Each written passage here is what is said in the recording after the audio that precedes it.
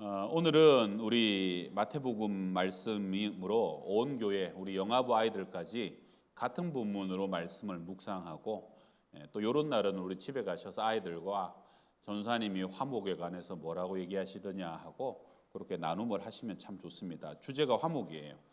야곱은 쌍둥이로 태어나죠. 그런데 동생인 것에 불만이 많았어요. 장자가 아니니까.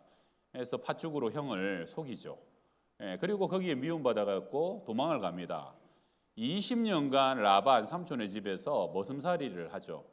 그러는 동안 4명의 아내를 얻고 또 11명의 아들 얻어서 그래서 많은 가축을 이끌고 부자가 되어서 독립을 합니다. 근데 그가 독립을 하고 부자가 되고 그리고 제일 먼저 한 것이 야복강에서 가족들 다 먼저 건너보내고 하나님 앞에 기도합니다. 하나님, 내게 축복하시지 않으시면 나는 갈 수 없습니다. 나중에는 그 엉덩이뼈, 환도뼈가 위골되고 부러지면서도 하나님께 매달리는 거예요. 내게 축복하시지 않으면 갈 수 없습니다. 그때 야곱이 원했던 축복은 뭡니까? 형님과의 화목이었어요. 화해였어요. 그리고 난 뒤에 그 밤이 지나고 난 뒤에 야복강을 지나서 형을 만나죠. 에서가 처음에는 군사 400명을 거느리고 온 거 아닙니까? 환영 잔치하려고 거느리고 왔습니까? 오래된 원한 관계, 아주 그냥 철천지 원수 죽여버리려고 400명 메고 왔는데, 그런데 하나님이 기도하니까 하늘이 열리고 밤새도록 기도하니까 쩔뚝쩔뚝거리면서 몰골이 많이 아니에요. 그러니까 보자마자 끌어안고 눈물의 상봉을 하게 되는 거죠. 하나님이 에서의 마음에 화해의 영을 불어넣어 주셨던 겁니다. 그리고 난 뒤에 그 야곱이 형의 얼굴을 보고 하는 말이 뭡니까? 내가 형님의 얼굴을 보니까 하나님의 얼굴을 보는 것 같습니다. 여러분, 하나님은 어디 계십니까? 하나님은 화목해 된 자리 가운데 계시는 겁니다. 화목해 된 만남 안에 하나님이 임재하시고 그 속에서 하나님이 복을 주시는 것. 그래서 화목은 너무너무 우리의 인생에 중요한 겁니다. 잠언 17장에는 마른 떡 한 조각만 있고도 화목하는 것이 육선이 집에 가득하고도 제육이네요. 옛날에는 육선이었는데 제육이 집에 가득하고도 다투는 것보다 나으니라. 행복한 가정은 어떤 가정입니까? 화목한 가정이에요. 다른 거 다 넘쳐나고 재벌집이라도 여러분 화목이 없고 싸우고 다투고 갈등하면 거기가 지옥입니다. 그런데 마른 떡 하나만 갖고 나눠 먹어도 화목하면 그것은 천국이라는 거예요. 그래서 화목은 축복의 시작이요, 끝이요. 모든 시작의 근본은 화목에서부터 시작됩니다. 여러분 화목하시길 바랍니다. 여러분의 가정이 화목하시길, 자녀들이 화목하시길 바랍니다. 우리 교회는 화목한 교회입니다. 화평한 교회예요. 양들이 평안한 교회예요. 여러분의 직장이 늘 화목하고 이 나라와 민족이 화목할 수 있기를 바랍니다. 우리 아이들 키울 때 자랄 때는 공부 잘하는 아이들, 능력 있고 실력 있는 아이가 최고로 보이지만 나중에 자라가지고 어느새 남편이 되고 아내가 되고 부모가 되고 그 다음에 한 사회의 직장인이 되고 멤버가 되고 교회 일꾼이 되면요, 여러분 화목하지 못한 사람은 어딜 가나 불행하고 다른 사람을 불행하게 만듭니다.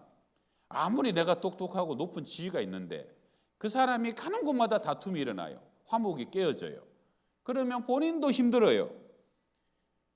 그 속에서는 사랑도 없고 기쁨도 없고 그 조직은 그 가족은 성장할 수도 없고 발전할 수도 없는 거죠.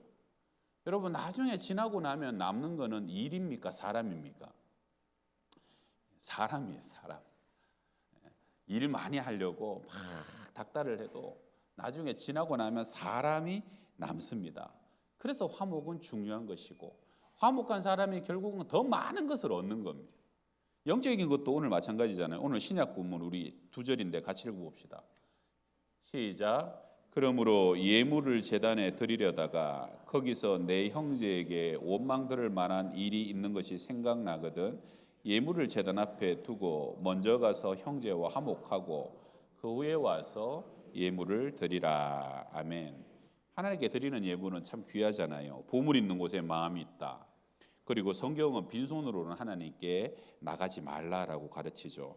그런데 하나님께서 오늘 본문에서 그 예물을 드리는 자가 우선적으로 갖춰야 할 예배자의 자격, 필수 자질 하나가 뭐냐?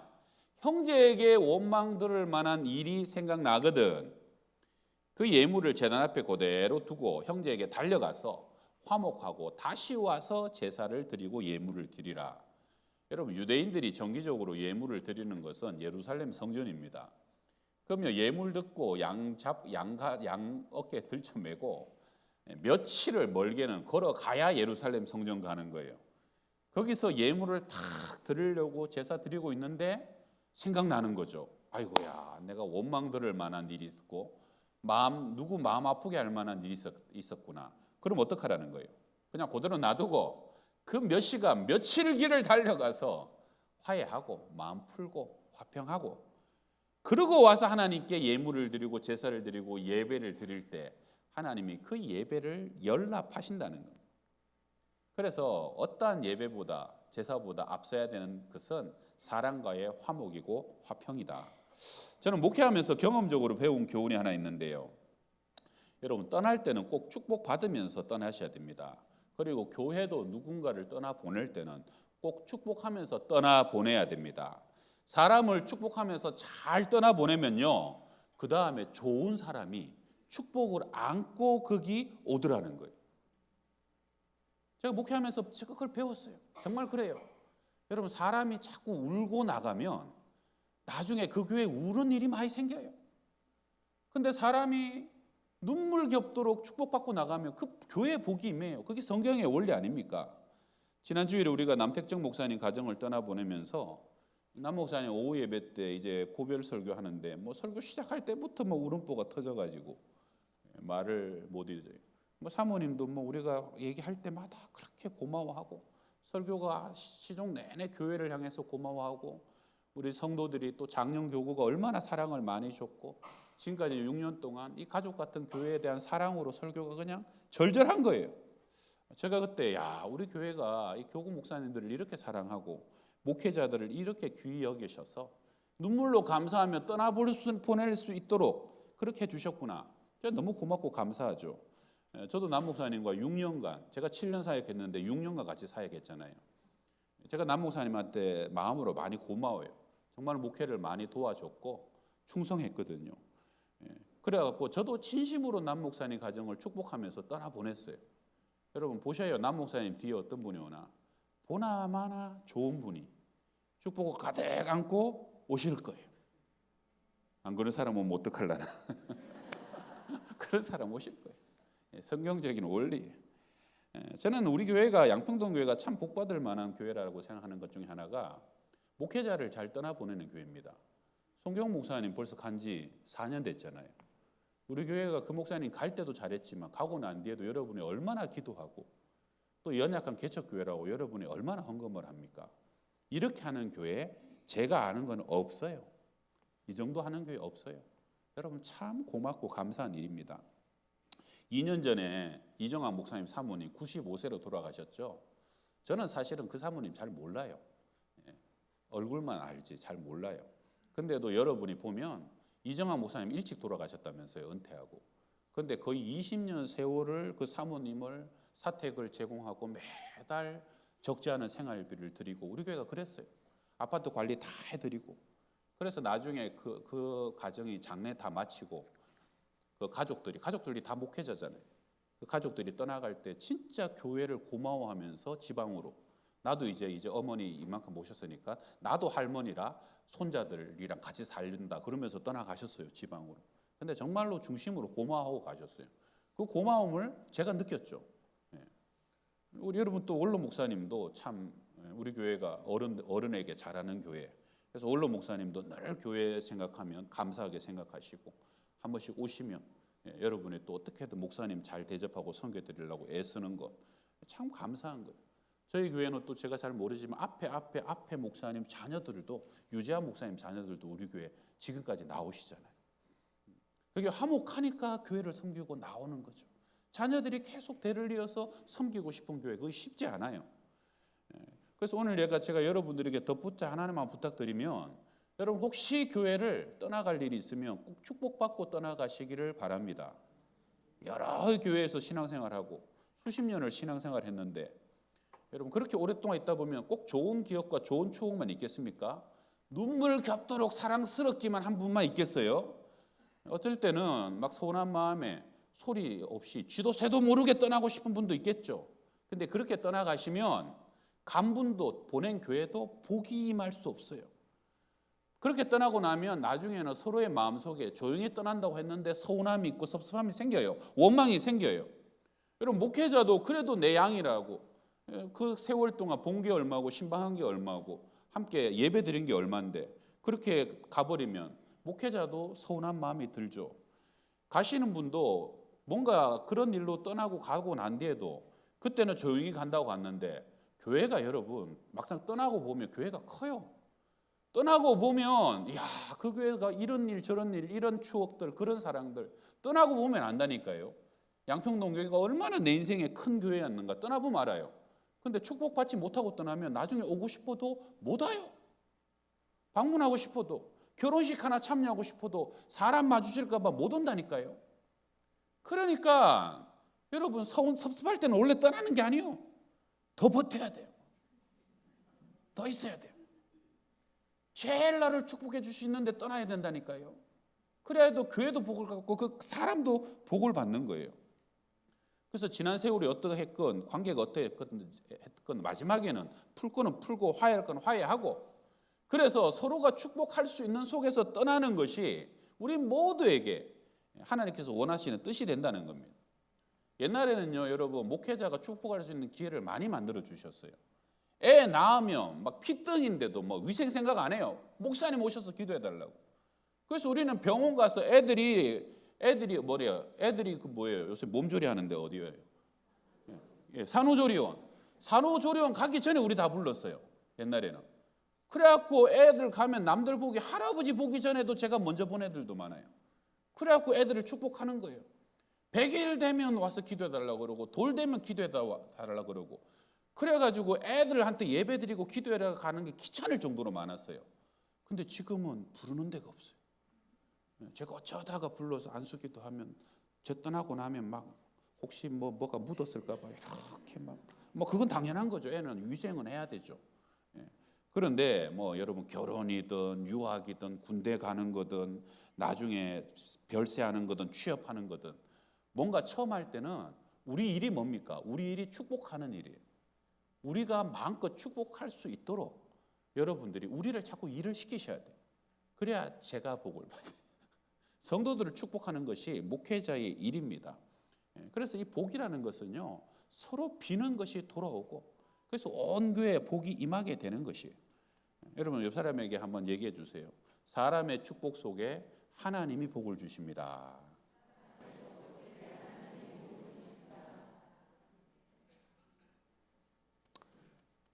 내 인생에 가을이 오면 쉽니다. 작자 미상이네요. 내 인생에 가을이 오면 나는 나에게 물어볼 이야기들이 있습니다. 내 인생에 가을이 오면 나는 나에게 사람들을 사랑했느냐고 물을 겁니다. 그때 가벼운 마음으로 말할 수 있도록 나는 지금 많은 사람들을 사랑해야겠습니다. 내 인생에 가을이 오면 나는 나에게 열심히 살았느냐고 물을 겁니다. 그때 자신 있게 말할 수 있도록 나는 지금 맞이하고 있는 하루하루를 최선을 다하여 살아야겠습니다. 내 인생에 가을이 오면 나는 나에게 사람들에게 상처를 준 일이 없었느냐고 물을 겁니다. 그때 나는 후회 없이 말할 수 있도록 사람들에게 상처 주는 말과 행동을 하지 말아야겠습니다. 내 인생에 가을이 오면 나는 나에게 어떤 열매를 얼마만큼 맺었느냐고 물을 겁니다. 오늘 신약 본문은 산상수훈 8복 다음에 이어지는 메시지 중 하나인데요. 오늘 본문은 사실 21절부터 시작됩니다. 우리 21절, 22절 한번 읽어봐요. 시작. 옛사람에게 말한 바 살인하지 말라. 누구든지 살인하면 심판을 받게 되리라 하였다는 것을 너희가 들었으나 나는 너희에게 이르노니 형제에게 노하는 자마다 심판을 받게 되고 형제를 대하여 라가라 하는 자는 공회에 잡혀가게 되고 미련한 놈이라 하는 자는 지옥불에 들어가게 되리라. 아멘. 오늘 예수님이 원래 이 전체에서 언급하는 중요한 주제는 살인하지 마라. 그러면서 살인을 더 세분화했어요. 감정이 결국 사람을 죽인다. 그래서 노하지 마라. 그 다음에 말이 사람을 죽인다. 욕하지 말고 말로 저주하지 마라. 여러분 이 분노의 감정, 사람의 말이 험하고 거칠면 나중에 사람까지 죽인다는 거예요. 요즘 신림동에서 무서운 일들이 일어나죠. 얼마 전에 신림동 여교사 폭행, 성폭행, 살인사건, 대낮에 11시경에 사람들이 제법 다니는 여러분 둘레길, 공원 둘레길에서 30대 여자 초등학교 선생님이 출근하는 길에 세상에 성폭행 위협을 받고 결국은 죽었어요. 이 30대 남자가 충격적인 것은 전혀 모르는 관계, 일면식도 없는 거 아닙니까? 손에 너클이라고 이 금속으로 이렇게 싸울 때 뭐 이렇게 호신용인데 그걸로 얼마나 급소를 때렸는지 쓰러지고 그 다음에 목을 졸라서 질식사로 죽었다는 거예요. 근데 안타까운 거는 이 30대 여교사가 너무 착해요. 항상 웃고 남들 안 하는 일을 하고 그날도 남들 안 하는 거 하러 가고 아이들도 그렇게 좋아하고 잘 따르는, 진짜 그런 일 당하면 정말로 당하지 말아야 될 그런 사람이 그 젊은 나이에 그렇게 몹쓸 일을 당하고 죽었다는 거 아닙니까? 그리고 지난달 7월 21일 날 오후 2시에 신림역에서 묻지마 칼부림 사건 아시죠? 여기는 33살의 조선이라는 이름의 남자, 얼굴 다 공개됐어요. 택시에서 내려갔고 골목 초입에 서 있는 남자를 22살짜리였대요. 이제 대학 졸업하고 취직하려고 신림동에 싼데 방구하러 온, 다짜고짜로 칼로 그냥 찔러갖고 쓰러진 걸, 그 다음에 목을 찌르고 13군데를 찔러갖고 그냥 그 자리에서 죽은 거예요. 그리고 일어나갖고 그 칼을 들고 그 골목에 들어가갖고 오는 남자들마다 순서대로 또 찌르는데 얼굴을 찌르고 목을 찌르고 3명을 더 찔러갖고 총 40번을 4명을 찔른 거예요. 여러분 110m 골목 안에서 3분 안에 일어난 거예요. 3분 안에 40명을 그렇게 연쇄적으로 찔른 거예요. 아주 그냥 이건 뭐 상상할 수 없는 일이죠. 왜 그러냐? 이 남자는 무직이고 그냥 늘 PC방 집만 오가면서 하루에 6시간씩 게임을 하는데요. 게임 중독이에요. 이게 요즘 애들 하는 것 중에 막 서바이벌, 막 1인칭 슈팅 게임이라고, 그 게임이 막 그렇게 사람을 죽이는 건가 봐요. 그러니까 이 게임에 중독되니까 사람이 나중에 이성이 마비되는가? 그냥 게임에서 아마 그 칼로 사람의 목을 찌르고 얼굴을 찌르고 그러는가 봐요. 그대로 따라하는 거예요. 전남수사팀이 수사하고 난 뒤에 결론은 뭐냐? 정신 이상이다. 게임 중독에서 스스로 컨트롤이 안 되는데 특별히 분노가 폭발했다. 나는 키도 작고 되는 일도 없고 직업도 없고 여자친구도 없는데 나만 불행하게 사는데 남들도 불행해져야 된다. 나보다 잘 나가 보이는 것들은 다 죽여야 돼. 그리고 그 분노에 정신 이상해 나가서 그냥 세상에 대한 원망이 닥치는 대로 사람을 찌르고 죽였던 거예요. 은둔형 외톨이. 이 말이 뭡니까? 위로받을 곳이 게임밖에 없었어요. 누구에게도 격려받지 못하고 사랑받지 못하고 위로받지 못하던 사람. 여러분 신림동에만 그런 일이 일어나겠습니까? 신림동 여기서 차로 10분, 10km, 12km 차로 1, 20분이면 가는 거리입니다. 가까워요. 걸어서도 3시간이면 가는데요. 여러분 영원한 위로, 영원한 사랑, 영원한 격려가 어디 있습니까? 하나님에게 있는 거예요. 하나님 떠난 인생, 하나님과의 샬롬이 깨어져 버리면 사람과의 샬롬이 깨어집니다. 내 안에 샬롬이 깨어집니다. 온 세상의 샬롬이 다 깨어지는 거예요. 그래서 우리는 진정한 샬롬과 진정한 평화, 진정한 화목이 어디 있어요? 저는 이 마가복음 9장 50절 이 말씀을 여러분에게 오늘 대안으로 좀 제시하고 싶은데, 자, 한번 읽어봐요. 소금은 시작. 소금은 좋은 곳이로되 만일 소금이 그 맛을 잃으면 무엇으로 이를 짜게 하리요? 너희 속에 소금을 두고 서로 화목하라. 아멘. 하나님이 우리를 세상의 빛으로 부르셨고 특별히 소금으로 부르신 것은 화목의 도구가 되라. 화목케 하는 화평의 아들이 되라. 여러분 소금을 두고 서로 화목하라. 새우 소금에 구워 먹어보셨어요? 소금구이라고. 소금을 많이 깔고 되게 많이 깔고 조금 깔면 안 돼요. 많이 깔아야 돼요. 그리고 새우를 이만큼 올리고 구우면 왜 소금 위에 새우 굽는지 알아요? 잘 모르시죠? 제가 설명해 드릴게요. 소금을 이렇게 놓고 불을 가열하면 소금이 일단 지들끼리 붙어요. 그래갖고 하나가 돼요. 그 다음에 불은 산발적으로 올라가지 않습니까? 프라이팬에 그냥 구우면 새우가 여기는 타고 저기는 안 익고 그래요. 근데 이 소금 위에 올려져 있으면 소금이 골고루 열을 올려요. 그래서 안 뒤집어져도 애지간하면 잘 익어요. 골고루 안 타고. 그 다음에 소금은요, 촉촉하게 익혀요. 소금 안에 수분을 그 속에 배어나게 하고, 그리고 여러분 원래 신선한 새우들은 원래 새우 안에는 소금기가 없어요. 그래서 간이 잘 배어나게 하는 거예요. 그래서 구석구석 하나도 예외된 거 없이 전부가 잘 익고 전부가 촉촉하게, 그렇게 소금이 아니라 새우를 맛있게 익히는 거예요. 알고나 드세요. 오늘 집에 가서 소금구이 하시면서 소금을 묵상하세요. 여러분 김치도 여러분 신선한 김치 처음에 배추 갖고 뭐 뻣뻣하잖아요. 거기다가 뭣도 모르고 그냥 뭐 좋은 고추장 뿌리고 양념 안만 뿌려봐야 스며들지가 않아요. 배어나지가 않는 거예요. 그래서 처음에 뭐 해야 됩니까? 소금을 탁탁 치는 거예요. 그리고 한 몇 시간 지나면 어떻게 돼요? 배추가 뭐 허물허물해져서 숨이 죽는 거죠. 그 다음에 물에 씻기도 하나요? 조금 씻어야 돼요. 좀 씻어가지고 그 다음에 양념을 그냥 팍팍팍팍 치는 거예요.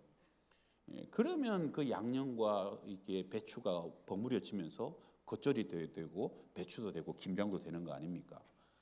그러니까 여러분 이 빳빳한 배추는 지 혼자는 못 죽어요. 소금이 들어가야 죽는 거고, 소금이 들어가야 그 다음에 받아들일 것도 받아들이고 흡수할 것도 흡수하는 그런 김치가 되는 거예요. 여러분 세상도 누군가가 소금이 돼야 됩니다. 그래야 맛깔나는 세상이 됩니다. 한 사람도 따로 놀지 않고 한 사람도 소요되고 외톨이 되지 않고 모두가 어울리고 하나 되고 한 식구 되는 것, 그 세상을 화목케 하는 누군가가 소금이 되어야 이 세상은 화목케 될 수 있다는 거예요. 그래서 너희 속에 소금을 두고 서로 화목하라. 여러분 정말로 화평한 가정, 화목한 가정, 화평한 공동체, 교회는요 보이진 않지만 그 누군가가 소금의 역할을 하고 있는 거예요. 그 누군가가 지금 내가 녹아지고 있고 섬기고 있고 희생하고 있고 그 소금기로 그 공동체 전체를 지탱하고 연결하고 있기 때문에, 그래서 그 교회와 그 가정이 화목할 수 있는 것입니다. 내가 소금이 돼야 되는 것이죠. 마태복음 5장에 화평케 하는 자, 팔복이 7번째입니다. 화평케 하는 자는 복이 있나니 그들이 하나님의 아들이라 일컬음을 받을 것이며. 여러분 집안에 가문에 그런 사람 하나 있죠. 명절에 그 사람 오면 꼭 긴장감이 높아지고 그 사람 오면 한두 시간 안에 싸움이 일어나요. 험악해져요. 내가 이래서 안 올라 그러는데 트러블 메이커예요. 트러블 메이커. 예수 믿는 사람은 여러분 피스 메이커가 돼야 됩니다. 우리 인생의 가을이 오면 주님께서 많은 것을 세마실 때 얼마나 화목하고 화평하게 살았느냐. 너는 화평케 하는 자다. 그가 하나님의 아들이고 하나님의 딸이고 천국을 유업으로 상속할 수 있는 자가 되는 겁니다. 히브리서 12장 14절 읽어봐요. 시작. 모든 사람으로 더불어 화평함과 거룩함을 따르라. 이것이 없이는 아무도 주를 보지 못하리라. 주님을 보고 만나기 위한 필수 요건은 화목이에요. 화평이에요. 로마서 12장 18절 같이 읽어봐요. 할 수 있거든. 시작. 할 수 있거든. 너희로서는 모든 사람과 더불어 화목하라. 모든 사람과 화목하라 이렇게 얘기해야 되는데 할 수 있거든. 왜 그래요? 화목이 그만큼 어렵다는 거예요. 더군다나 모든 사람과 화목하는 것은 정말로 힘든 일이라는 거예요. 우리 관계의 단어 중에 용서, 사랑도 되게 중요하죠. 근데 여러분 내가 아무리 그를 용서해도 그가 안 받아들이면 할 수 없습니다. 내가 아무리 사랑해도 그는 나를 안 사랑하면 할 수 없어요. 그래서 외사랑, 짝사랑이란 말도 있잖아요. 그래서 용서와 사랑은 일방적일 수 있지만 화목은 일방적일 수 없어요. 화목은 무조건 쌍방적입니다. 그도 나를 화목하고 나도 화목해야 화목한 거지 나는 화목해요 하는데 화목이 끝나는 게 아니잖아요. 그래서 화목은 시간이 오래 걸려요. 화목은 상대의 반응이 화목할 때까지 포기하지 않고 기다리고 인내하고 참아줘야 화목은 이루어지는 겁니다. 여러분 그렇게 오랫동안 참고 인내하고 기다리려면 뭐가 필요합니까? 겸손해야 돼요. 누군가는 손해보고 때로는 바보 취급 당하고 누군가는 그런 대접 속에서도 끝까지 내가 기다려주고 인내해야 되는 거예요. 요즘 여러분 어린애들이 잘 쓰는 단어 중에 손절이라는 단어가 있어요. 엄마 나 걔랑 손절해버렸어. 야 너랑 나랑 오늘부터 손절이야. 이 뭔 말인 줄 알아요? 너랑 나랑 오늘부터 끝이야. 이제는 너는 나한테 없는 인간이에요. 같은 반에 살아도 옆에 짝씨한테도 우리 오늘부터 손절이야. 그 말을 그렇게 쉽게 쓴다는 거예요. 여러분 아무리 화목이 어려워도 여러분 이 사람 저 사람 손절해버리면 안 됩니다. 가슴에 손을 얹고 한번 생각해봐요. 지금 나 손절하고 사는 사람 있어요 없어요? 있으면 안 돼요. 여러분 내 생각만 하면 손절하면 쉽죠. 뭐 안 보고 살면 되지 뭐. 교회에서도 없는 사람 취급하면 되지 뭐. 그러면 하나님도 거기 없어요. 하나님도 거기만큼은 복을 주지 못하신다는 거예요. 하나님을 사랑하고 이웃을 사랑하라 가장 큰 계명 아닙니까? 그 두 계명이 다 들어가 있는 곳이 그것이 화목입니다. 화목해야 하나님을 사랑하고 이웃을 사랑하는 것이에요. 하나님을 사랑하는 자가 화목하지 않을 수 없고 사랑과 화목하는 자가 하나님의 은혜가 임하지 않을 수가 없는 거예요. 자, 우리 다음 주에 우리 네 분의 아주 귀한 강사님들 오시는데 세 번째 우리 고은 목사님, 제 이제 안산의 저희 영적 아버지죠. 우리 고은 목사님이 몸이 많이 약해지셔가지고 이번에 전화드렸더니 여기 앉아서 설교하게 해달라고 그러시더라고요. 어쨌든 오실 거예요. 기도해 주세요. 또 약해서 그날 컨디션이 안 좋으면 또 못 오실까 봐 걱정인데. 근데 제가 고 목사님께 10년 목회를 배우면서 이 목사님의 화목의 아이콘이 어떠한 상황에서도 불쾌하거나 역정을 내시지 않아요. 심지어는 막 당회할 때 보게 되면 우리 막 거기는 장로님들이 많으니까 괄괄한 장로님들이 좀 계시거든요. 그럼 그분들이 막 목사 앞에 싸워요. 근데 사실은 우리 목사님이 벌써 교계 어른이 된 적이 오래됐기 때문에 목사님 앞에서 그렇게 싸우면 안 되죠. 근데도 목사님이 그냥 두 분이 막 싸우면 그냥 가만히 듣고 계셔요. 그러다가 나중에 뭐라 그러냐면 김 장로님, 이 장로님 얘기는 그게 아니고 이 장로님, 김 장로님 마음은 그게 아니고 중간에 화해를 시키는 거예요. 저는 처음에 제 기질에는 너무 목사님이 저게 야단을 쳐야 될 일이지 저렇게 화해를 시키실 일일까? 그래서 제가 그 교회 가서 하나님이 배우게 하신 것 같아요. 그래가지고 거기가 결국은 화목해요. 화평해요. 목사님이 그 역할을 한다니까요. 여러분 평생 목회하다 보면 별 사람 다 있어요. 다 좋겠습니까? 다 상식적이고 내가 참고 내가 잘해준다고 그가 다 나를 잘해주겠어요? 오히려 세상은 잘해주면 더 우습게 알고 더 가볍게 여기는 사람들도 많아요. 그런데 이 고 목사님은 평생 누구와도 적이 없고 누구와도 마음 상한 사람이 없어요. 왜 그럴까? 겸손하니까 그래요. 겸손하니까. 내가 웃어 보입니까? 내가 그렇게 만만해 보입니까? 여기가 어디라고 어떤 안전이라고 그러한 마음이 있으면 화목하기 어렵습니다. 그렇잖아요. 마음이 높으면 화목하기 어려워요. 그리고 그러한 자세면 억압하고 살 수는 있지만 화목하고 사는 것은 사실 아니에요. 피스메이커는요, 겸손한 사람만이 할 수 있는 일이에요. 내 입장보다 상대방의 입장으로, 상대방의 마음과 생각으로 낮아져야 보이는 것이고 낮아져야 느껴지는 것이고 낮아져야 그들을 중재하고 하나로 만들 수 있는 거예요. 내가 소금이 돼야 그 험악한 속에서도 결국은 하나가 되고 연합할 수 있는 것. 여러분 소금 입장에서는 얼마나 병들고 얼마나 힘들겠어요. 그래도 소금이 썩는 법은 없는 거죠. 자, 마지막 말씀 같이 한번 읽어봅시다. 에베소서 2장 18절 시작. 이는 그로 말미암아 우리들이 한 성령 안에서 아버지께 나아감을 얻게 하려 하심이라. 있긴 않지만 그는 우리의 화평이신지라.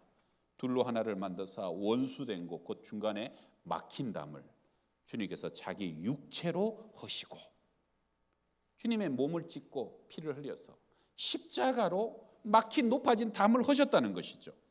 하늘 영광 버리고 가장 낮은 곳에 이 땅에 오셔서 나를 녹이고 나를 희생하신 주님이 온 세상의 샬롬의 왕이요 화평의 왕이요 온 세상을 화목해 하신 제물로 이 땅 가운데 우리의 참 화목이 되신 줄을 믿으시길 바랍니다. 아시는 분은 같이 한번 불러봐요. 예수 안에서 우리